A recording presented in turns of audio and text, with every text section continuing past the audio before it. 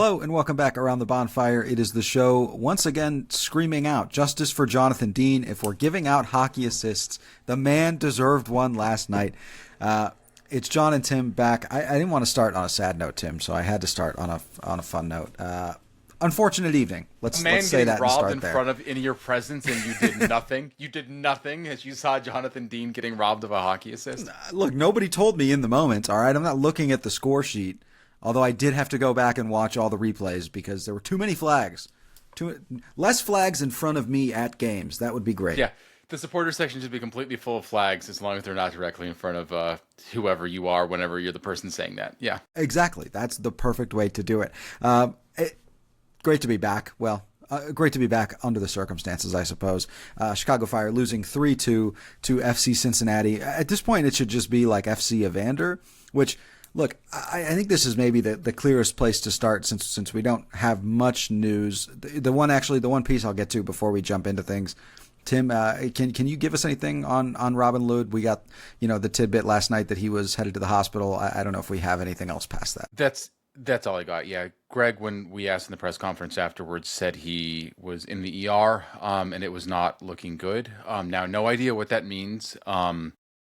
From what I could see and from the images the photographer took of that, it looked like it was just under his eyes, but did not actually get his actual, eye itself. And hopefully that's the case. And,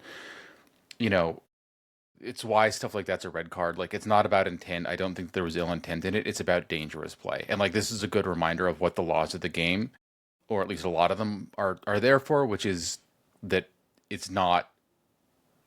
it should not be a game where you're risking parts of your body in a permanent way.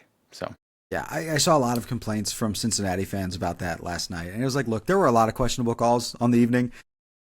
That was one. And a lot of calls that didn't happen. So exactly. Look, yeah. It's almost like high sticking in hockey. It's I don't know, man, you put it up there, something's probably going to happen. I probably would just recommend not doing it.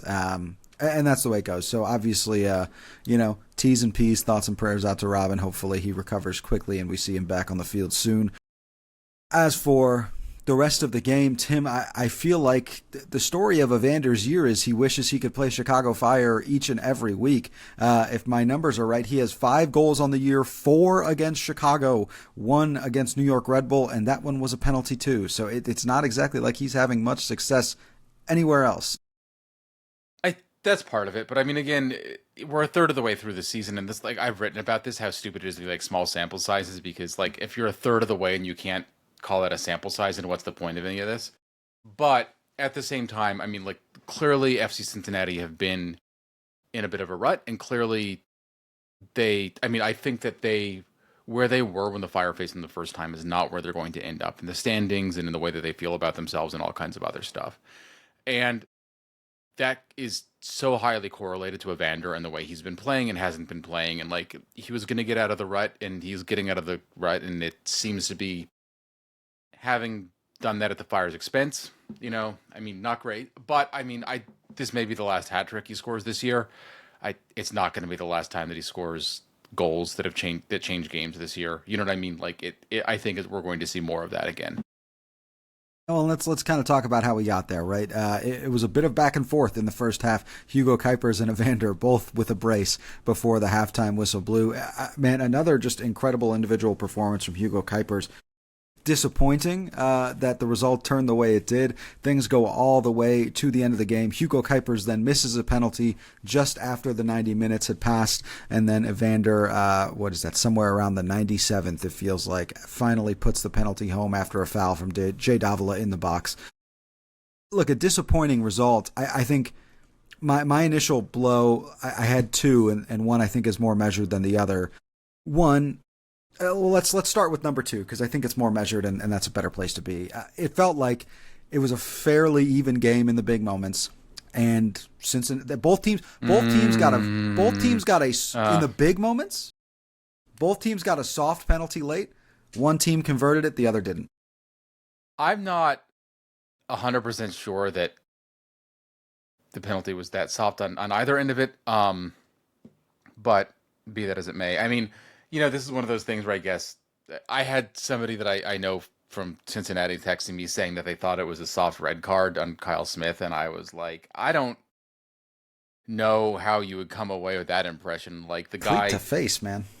cleat to face, and the guy like has a black eye rapidly developing in front of the ref. Like it was called on the pitch, and even if it wasn't, I think that's the kind of thing like it would have been, you know, potentially something that they would have called him over to review because it's a dangerous play. It's clearly a dangerous play. It's a dangerous play that was like in next to the box. Like it, you just can't have that. But to the penalties, I mean, look, Greg afterwards thought that Jay's foul was a penalty, and I mean, I do think like the way that tackle happened. I mean, it's a penalty. Like you can see that not given every single time. But if that's the standard that we're going by in MLS, then like the refs could just stay home. Yeah, and that's kind of the thought process there. Look, there's I think a lot of frustration wrapped up in the game given the way the week has gone. And look, we talked about it after the St. Louis game, some of the decisions to rotate, to not really rotate, to like have guys run around and play. And I think maybe the place we start is what my or continue, I should say, is what my less rational number one point was, which is it felt like Pat Noonan, despite going down to 10 men, kind of ate Greg's lunch a little bit in this game. That was my initial reaction as I walked out. I know it's a little harsh, but I don't know how I can square one substitution before the 97th minute any other way. The subs thing is fair. The eating the lunch thing, I don't know if he literally ate his lunch. I'm speaking metaphorically, of course. I think metaphorically that. Yeah, I got that. I'm sorry. With my amazing powers to deduction. Yeah. Look, the Fire were up a man from the 57th minute, basically, I think was when play resumed, or 59th or so, onwards. So half an hour plus stoppage time, like 45 minutes just shy of it when you include all the stoppage time on top of, stoppage time on stoppage time. They had 21 shots in that span, so basically a shot every 2 minutes. They had some very good chances. They had some stuff that went wide. They had some crosses that didn't quite connect with shots. And like they had basically everything but a goal. And I think at a macro level, you need to get a goal when you're up a man for a half hour. Like, end of the day, you do. I'm not 100% sure that any of this was really because of a masterclass from Pat Noonan. I think maybe the key is it wasn't, and it didn't matter. I think one thing I've criticized Greg for at times, and I think is maybe worth talking about a little bit in this context, is he has a tendency to look. We know he's an incredibly intelligent guy. We know he's a very good coach, very good front office executive.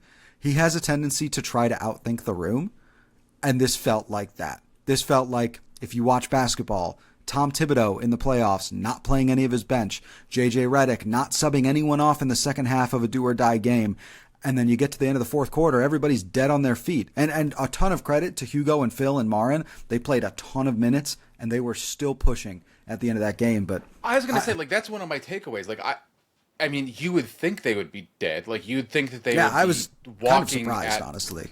Like literally dragging their feet because they could not fully lift their legs off the pitch anymore. And yet they weren't. Like, I don't think the performance did. Now, like, does Hugo Cuypers miss a penalty if he hadn't played 10,000 million minutes in the week leading up to that moment? Like, we have no way of knowing, right? I mean, there were some things at the end where, like, maybe there wasn't quite the sharpness that you've seen from guys before, but I don't know if it's the moment. I don't know if it's fatigue, or, like, I don't know what it is. But, like, my big takeaway, like, Evander's a very special player that you can't give opportunities to because he will often take advantage of them. And like Kevin Denke was also given some opportunities, and it didn't have to happen often for it to be enough for the Fire to not get a result. And I think that that's a very good wake-up call if the Fire listened to it, because they haven't had the easiest schedule in the league so far. Like, the Quakes have had arguably an easier schedule on the whole. Like, there's some other teams out there that have had easy schedules. I've almost heard that about too many teams, though, for me to believe that all of them have, because then after a while, you're just saying that everyone's got an easy schedule. Then it's like, Well, well, you who know are what they these say people about playing? MLS, Tim. Yeah. No, I mean, we got the Philadelphia Union that went from like first to, they're not the worst, but only because somehow Sporting Kansas City is like, when hitting rock bottom, invented technology that would revolutionize the drilling industry with their ability to keep on going down. Have you seen that movie where they have to drill to the center of the earth? Oh my God. No. That's what Rafa Wicki had brought with him. That's why his visa took so long. They had to get that cleared. No, I think It would come from Switzerland, wouldn't it? no, look, I think well put on this idea of look, this should serve as a wake up call. I think if St. Louis didn't, this kind of has to. Well, maybe like whatever, like 72 hours between games is not really enough time. 96, not really enough time for it to serve as that wake up call, right? Yeah, and this just would reinforce in that situation. Right, because like the Fire have not faced my point overall was like the Fire have not faced a lot of guys like Evander lately, and like a cold Evander is still an Evander, and like the Fire found that out. It is like walking past a line and being like, well, I think it's sleeping. You know, this maybe brings us to our next topic, which we wrote about it in the 5 things we learned from this game. It's up on menandred97.com. You should go give it a read. A tough day for Jay Davila and Mbezeli and Boazi. I'm going to talk Jay specifically for a sec. And I'm thinking, like, when was the last time the Fire saw somebody of this, like this duo, right? And it was probably, I mean, outside of the other game against Cincinnati, Nashville, when you had Hani Mukhtar and Sam Surridge. And I'm thinking back to that game, and I'm like, what was so different? Because Jay Davila did a great job taking Hani Mukhtar out of that game. From what I can remember, Mbazeli Amboazi played well. I mean, obviously they won the game, so he played well enough that they won. And frankly, it was, you got a fast start. You got that goal early. And I wonder how much of that actually impacted the way those guys were able to kind of carry that game moving forward. And obviously, the Fire score first here. Cincinnati responds pretty quickly, and I wonder how much of that kind of flip-flop of emotion paired with the fact that it was, unfortunately for TLB, a kind of a misstep on his part in a few ways, really set them up poorly for the back half of this game. Yeah, look. You're not going to get a quicker start than with the Fire had against Nashville, right? Like a first-minute goal, and then having the other team having to chase the whole thing. This felt different even after the Fire went up, and I don't know if that's because of the recent performance where it did become kind of a bit of a slugfest, becoming 3-3, although the Fire had a 3-1 lead until just about 20 minutes were left in the game. One of the things is, with Nashville, like they were in CONCACAF at that point, and I think that was soaking up mental energy as well as physical for them a little bit. I mean, Surge went to 90 minutes, so did Mukhtar, but I think that is a factor. Now, the Fire obviously had a midweek game too, and I just don't think that you can blame that, especially with the choices Greg made. And we wrote about that in the 5 things as well, of like the minutes could have been managed better over the course of the full 270 minutes that were available over the season. Mm-hmm. Yeah, look, it was. Sorry, finish the thought. I guess Mboaze, I thought, had an okay game for the most part in moments, and then it got worse as the game went on. Especially, I mean, look, Cincinnati didn't have a lot in this one. Like they really didn't. It's just that Mboaze wasn't up for it when it was there. And it was the same things that we've seen from Mboaze that have been issues with him, maybe like missing his mark a little bit, maybe not being right in his positioning, and he's been able to recover. And like I think that, to your point, it's because he hasn't faced a lot of guys that are of this caliber, and just because like Sam Surridge and Hani Mukhtar didn't do it in one game doesn't mean they won't do it. Jay, I thought, had something that stuck with me, and somebody told me last year that is stuck in my head since, is if he has a bad first touch, he's going to have a bad game. And one of the first real opportunity that Cincinnati had going forward in the 5th minute, Jay was involved in the play and didn't look great. And it did, and in my head, I was like, this is going to be one of those games. And after that, it seemed like it really kind of was for him.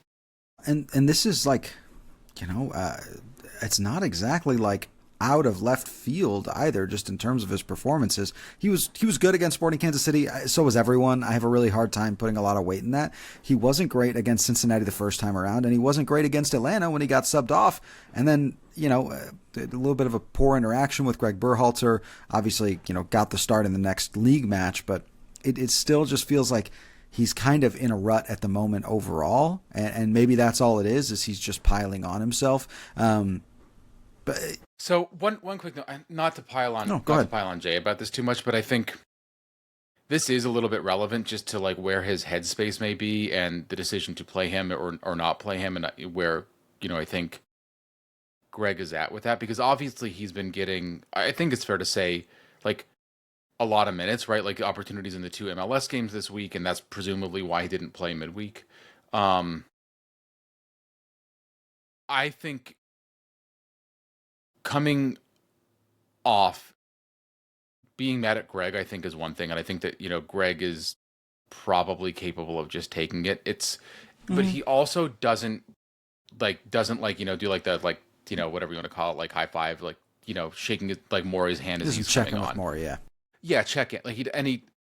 I think that is something that, talking to guys around the sport that have been in situations like that, that is something that they just pisses them off, because then you've got this guy coming on, and the first thing that's popping into his head as he's trying to get into the rhythm of the game, trying to get that first touch and hope it doesn't go badly because everyone else has been playing for a long time, and like you're just trying to get re-warmed up again because whatever you're doing on the sideline's not really doing it.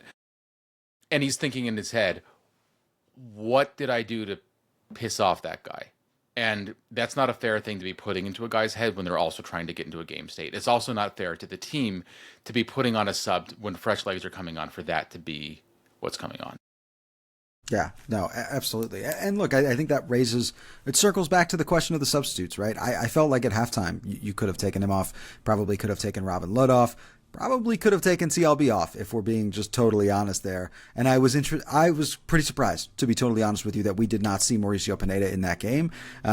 Maybe not his best showing against St. Louis City, but I also wouldn't, in terms of people I would blame for that loss, he'd be pretty low on the list, just to be totally honest. And he had some good play, right? Like he had, a couple of nice on-ball movements and stuff like that. The stuff that, you've known Maury can do if you've been watching him a long time, but you don't really know that he can do because he doesn't do it very often, which I think has kind of limited his career a little bit, maybe.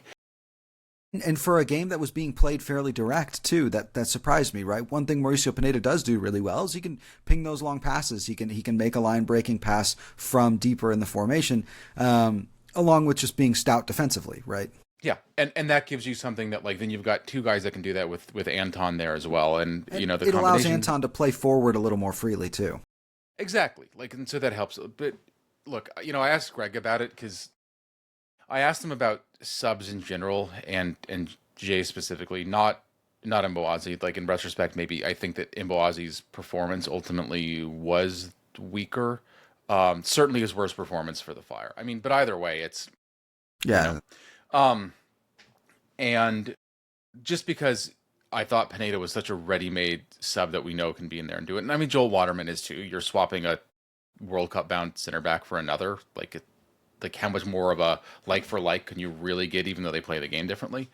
But what he reminded us, he's like, well, Pineda played 90 minutes on Wednesday, and look, I mean, so did a lot of guys that played 90 minutes on Saturday. So asking 45 from Maury, it's like, if you didn't think Maury was going to be good for 45, then why is he on the bench? Because you don't know if you would have needed him for a situation, right, with an injury or something else.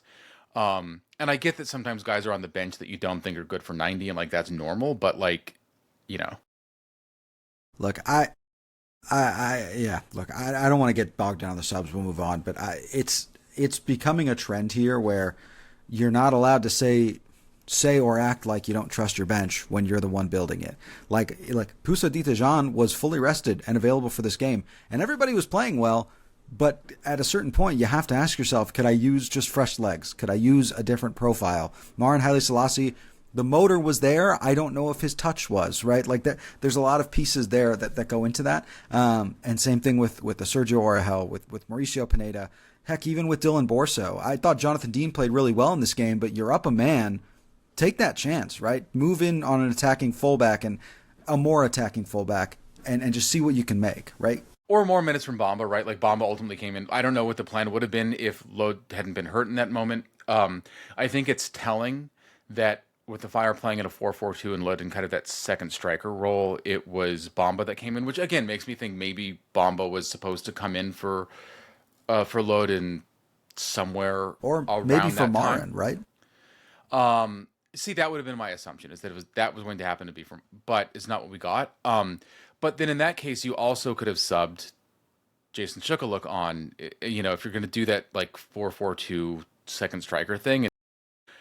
I mean, we did see him for Jonathan Dean when there were, like, I can't even remember how many minutes He in his came stoppage on time in the after second the half. penalty, after Evander's Yeah. penalty. And like, I don't know, like you're up a man. I get not wanting to go down a goal because the game is tied, but like you already have a numerical advantage. And if you're trying to get a win, I could see maybe risking a little bit and pushing forward as the game gets late. I can see not wanting to do that.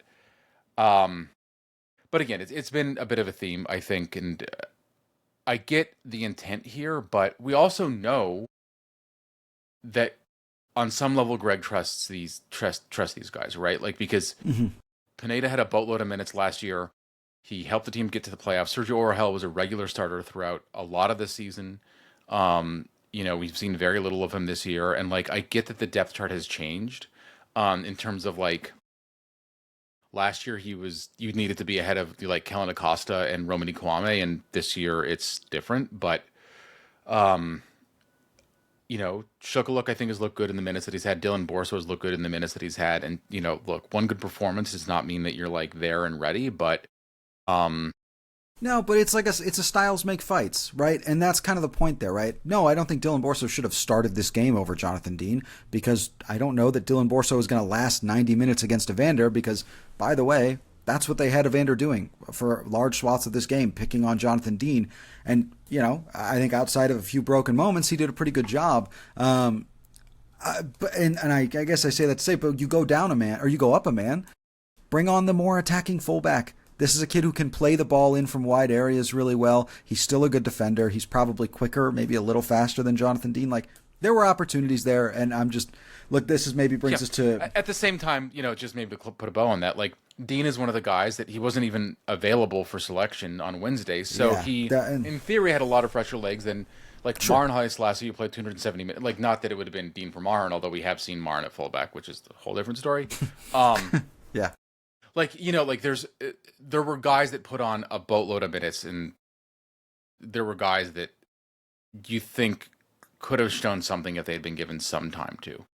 I realize we just saw Shukaluk for like half an hour-ish on Wednesday, but it's, different circumstances, a lot of things.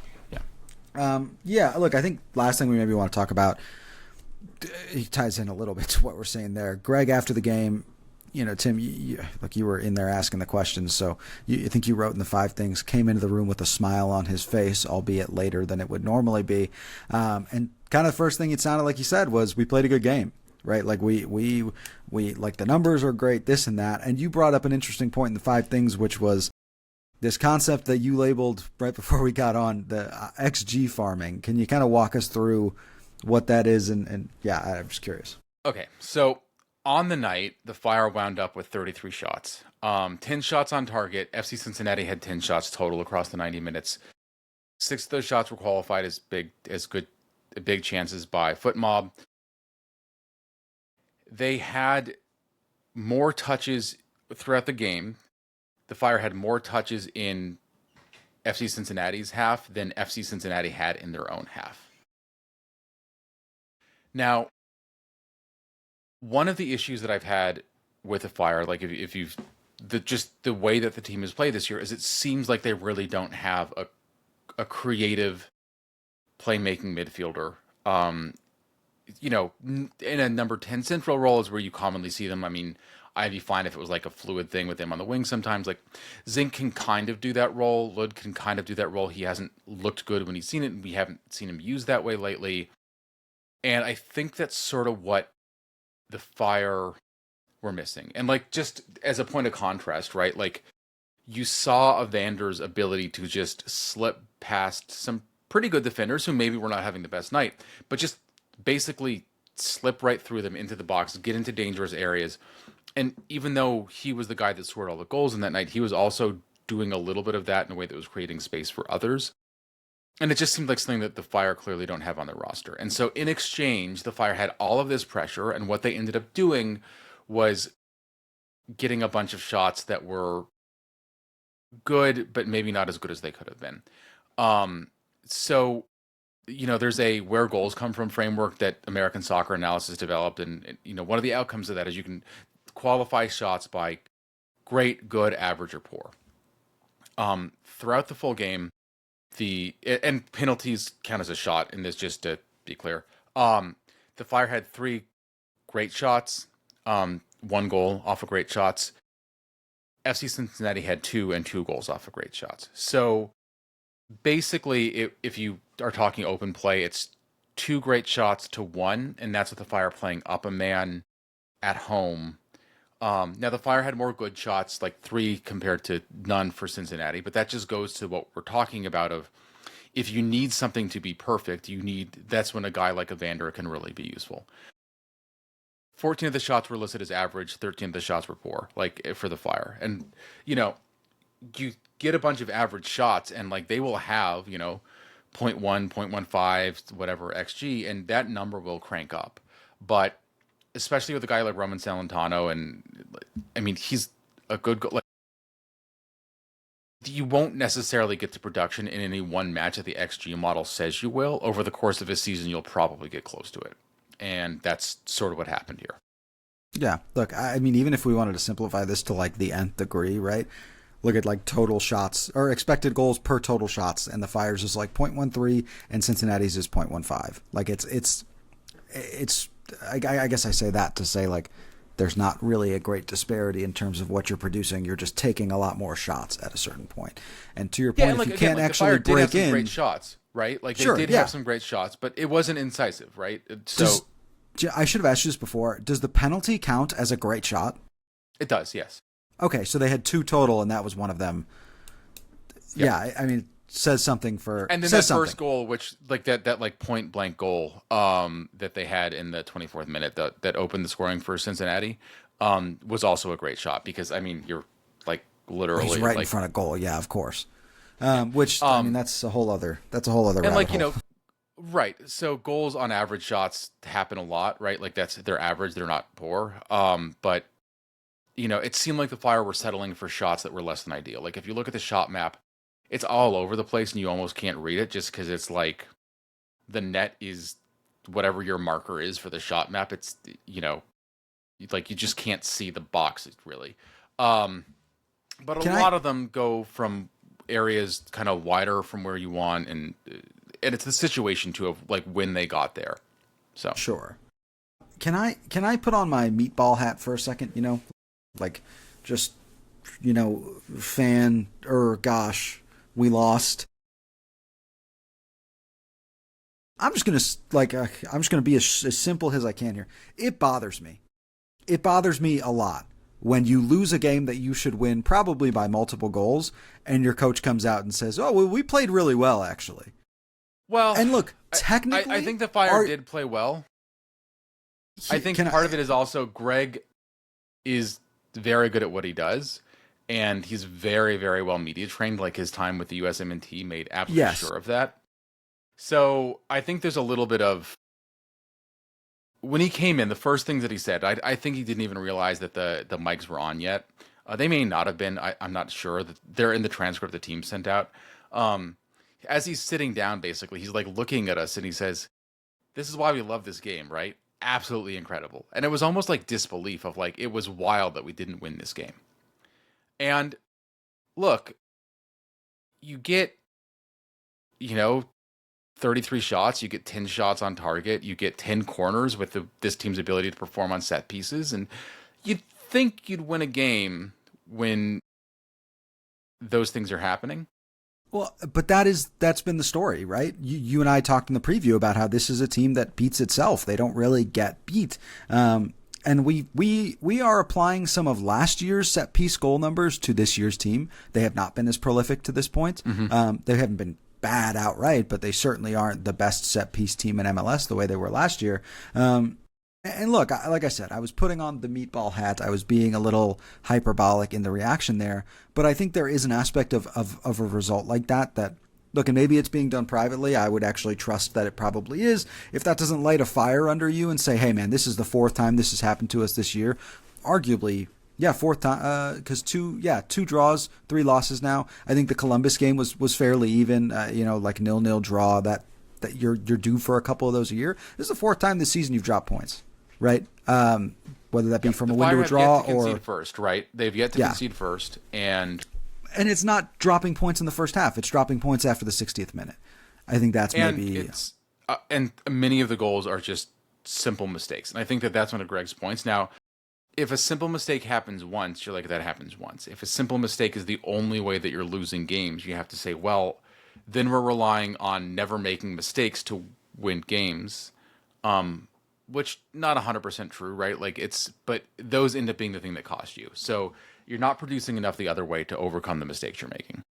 Yeah, and I will say, look, the one guy we haven't talked about in all this because he was hung out to dry a little bit. Full disclosure, not the best game from Chris Brady. Not the worst, right? I think Mbuazi's catching a lot of flack for kind of sending that ball back to the middle of the penalty area. From myself as well. I'll own up to that. Brady also lets that get by him short side, right? Not a very good in terms of just guarding your post. Not a great game from Chris Brady, and he has bailed the team out at times this year, right? He's been the guy who's made the save to keep the team in the game, to keep them above. This was the Fire now in 6 home games have 4 home shutouts, which is crazy to think about. He's been a huge part of that. And not his best performance last night. And look, there are natural ups and downs that'll come for the team at large, but I did feel that was warranted saying. Yeah, I mean, all of that's 100% fair. And again, it comes down to, does this become a learning experience for the team, right? And unfortunately, next week may not be the best opportunity to figure that out. We'll preview that game, but they're facing a Red Bulls team that's been on I guess, what is it now, 3 games? So it is a losing streak, but been on a winless streak for a while. I think their last win, if I'm remembering, came against Cincinnati at the beginning of April. So that's been a month. It'll be more than a month since they've won a game, other than an Open Cup game against a USL team, when they meet the Fire. And so that's a game the Fire should feel comfortable winning. But then they should have felt comfortable to win another of these other games. They didn't, and they didn't. So it's we have to get back to taking care of business. Yeah, 3 straight losses. They lost to Red Bulls, or they lost to Red Bulls. They lost to Montreal 4-1. I mean, it's a team of kids, right? All due respect to Michael Bradley and what he's doing up there. That would be a tough pill to swallow, I think, if you're the Fire. There's some talented guys over there, but this should be a winnable game for the Fire, especially at home again. It goes Red Bull, DC, Montreal, Toronto. And it's tough to say anything about Toronto, given they almost won against San Jose with 10 guys out for the game, right? But it's 4 winnable games. And if you can stack 12 more points before the break, it puts you in a really nice spot, especially considering you dropped 5 points against Cincinnati here. Look, I mean, big picture, right? We are, compared to where we were when the podcast started, really talking champagne problems, right? That's true. You said it's 4 winnable games. I mean, what games in MLS do you think are not winnable for the Fire? I truly, I don't think there's a non-winnable game. Exactly. And I think that and it's not just I think, I believe that we will win kind of thing. There's you have reason. No, please, no, we're not. I believe. No. I'm sorry. Dumb chant. All right. No. It's cool the first time you hear it, and after that, look. It was great in high school. Yeah, that's where it should stay. No, legitimately, it's a great high school chant. It's not great for situations. Anyways, look, the Fire are now at a point where they may not be favored in every game, but they're not going to be heavy underdogs. And if they are, it's going to be slight. And it's going to be, oh, well, no one's really favored against Miami. Although at this point, no one's really favored against Miami. They're like, If it's in Miami, anybody can win, apparently. oh, man. Yeah. So they will have a losing game when the Fire face them in July at New Stadium, by the way. Like, they mathematically cannot have a 500 record until now the second week in August, at least at New Stadium. So funny. Realistically, another one or two results against them somewhere, and like they will not have a winning record in MLS play until after the Leagues Cup at that stadium, which is, anyways. It's insane. Look, so yeah, like the Fire, like there's no opponent that they honestly can't stand toe to toe against or look better than. But you need to start doing it, right? And like that's a different challenge than where the Fire were last year, when I think they took a lot of teams by surprise, and I think they took sometimes advantage of that a little bit of not being a known quantity. And now there's more expectations. Like teams used to circle dates against the Fire and like write 3 points in Sharpie on that date, and they don't do that anymore. And with that comes teams are going to play you differently, and you got to adjust. Look, I think we'll kind of wrap here. Look, I think what hurts the most coming out of the last 4 weeks or so. Look, you drop, like I said, you drop 5 points. It's a 9-point swing out of these 2 games with Cincinnati, and now instead of potentially being as many as, let's say, if you win both games, like you very realistically could have. Cincinnati is on 11 points, and the Fire are on 22. So it'd be 1 point behind Nashville with a win over Nashville and not a game in hand yet. And look, it's all ifs and buts, right? But just worth pointing out, like, you talk about why you need to win games you should win. That's why, because 3 months from now, these could be 2 very different teams, right? Who knows what Cincinnati's going to do in the window? And now all of a sudden you only have a 2 or 3 point lead on them going near decision day, fighting for maybe home playoffs, right? Or home games in the playoffs. Granted, I don't think New England Revolution's going to stick at the top, but I mean, a lot of teams are going to move from where they are. I mean, of course. But look, to put it another way, right? DC United, out of nowhere, are now behind the Fire in the table. They're 5th, the Fire are 4th, and they're 2 points behind. If the Fire had won that game, they would be ahead of Miami. They'd be ahead of the Revs. They'd be behind Nashville and nobody else in the Eastern Conference. And, DC would be down at 12 points, which would be, somewhere around like just into the postseason or just outside of the postseason. Yeah. No. Well, look, well put. Look, I think that wraps it. Before we go, I do have one more thing to say, which is I don't know if Hugo Cuypers should be allowed to take penalties anymore. All due respect. Hugo, I love you. Maybe we just give you a day off or something like that. He scored from the spot before. He has. Now, look, if he keeps getting them, I won't be mad. But it's just, we need to look at like some kind of witchcraft or something about him getting a hat trick, because he has been like right on the door and the door slammed shut in his face several times. He can do it if he has 0, 1, or 3 goals. He can't do it on 2 goals. That's what it is. Yeah. It just is remarkable, as well as he's been playing. And like, we didn't even mention this, now after all the games are done for the week. Yeah, man. Co-leader of the MLS Golden Boot. That's the one thing that we can get out of here. But co-leader of the MLS Golden Boot, he has been on a phenomenal tear. I mean, and he's done that in 7 games. Fastest player in Fire history to double-digit goals. And that means both him as an individual doing it in 7 games and on his team record 7-game scoring streak that he extended. But also, like, the Fire have never had a double-digit goal scorer after 10 games. And Hugo has missed 3 of them and is still there. Yeah, I mean, look, he is... Sorry, I'm doing some quick math here.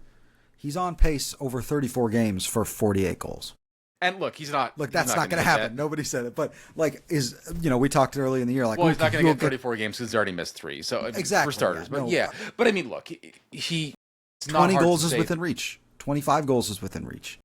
Yeah, the team record for goals in a season that, held by Nikolic is, I believe, is with the ball within reach. As is the team's first Golden Boot since the 2017 Golden Boot that Nikolic won, right? And look, with the way he's playing on all other spaces in the field, I think right now, if you're taking a poll, he's the MLS MVP frontrunner. I don't see who you could have ahead of him because San Jose is not really doing it with one guy. Sam Surridge hasn't really played enough in MLS, though he has been fantastic when he plays in MLS. Hani Mukhtar kind of in the same boat. I don't think you understand how the voting works on this, but it's gonna be. It doesn't really matter. Like, if he can't win at home, he doesn't get to be MVP. I'm sorry, I don't make the rules. That's just how that works. Plus, who's to say he won't just retire during the World Cup? Who's to say that he won't retire during the World Cup and still get on the ballot and make the MVP? No, he plays 10 games. Oh my God! All right, look, I've finished. I've completed soccer. I'm done. I've succeeded. Yeah, but he never actually beat Chicago Fire. So what does that say? He could never score on Jonathan Dean. That's just a fact, and that's where we'll end it, folks. Thank you so much for joining us here. It's always a pleasure. If you could, stay tuned to menofred97.com. That's where you can find all the great news, stories, and analysis. We have the 5 things we learned from this FC Cincinnati game up right now. Would highly recommend giving that a read. Stay tuned to the social media, Men in Red 97, anywhere and everywhere that matters. We'll keep you updated with posts, with content, with all sorts of things. And as always, our screaming and yelling faces as we talk about soccer and our wives roll their eyes in the next room. And wherever you're listening, if you go ahead, give this a like, a subscribe, a share. It does go a long way just in terms of promoting the reach. I'm checking the YouTube analytics daily, like, ooh, what's going on here? Dude, you've got too much time on your hands. I don't. I just make the time, Tim, because I care about this. No, shout out to everybody watching. It is really cool to kind of see those numbers tick up, even if it is sometimes a little more slowly than you'd like. And getting a quick little, hey, love the show. That's always a really cool feeling. So thank you guys for tuning in, for building the community and being here week in, week out. We wouldn't do it otherwise. But yeah, so look, for Tim, for our illustrious producer Austin, I'm John. Thank you so much for joining us around the bonfire, and come on, you men of red.